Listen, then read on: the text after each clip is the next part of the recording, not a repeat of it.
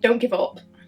There's always somebody that will help you, always. There's support groups, there's help groups, there's mental health charities that will sit and listen to you. There's, like I say, there's text ones that you can text and you don't even have to speak to somebody over the phone. Don't feel stupid ringing the helplines, because that's what they're there for, and they'll sit and speak to you for hours if they have to. If I can do it, anyone can do it.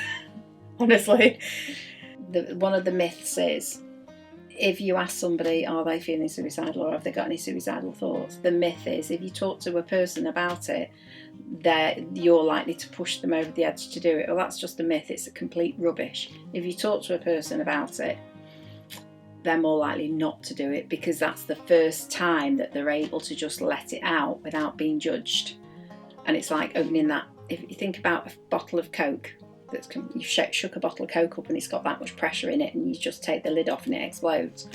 So if you ask a person, have you had any suicidal thoughts, that is a big relief for people. And then it's about exploring that.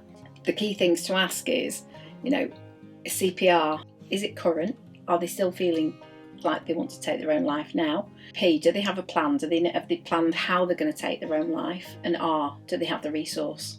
If it's a case that they turn around and say, well, actually, I've just had the thought, but nothing else. Okay, so how often are you having these thoughts? Oh, it was just a thought one night when I was at my lowest. Okay.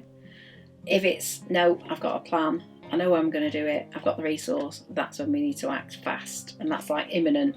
So we need to either get them to the local A&E where they can get themselves safe and get signed into the mental health crisis team.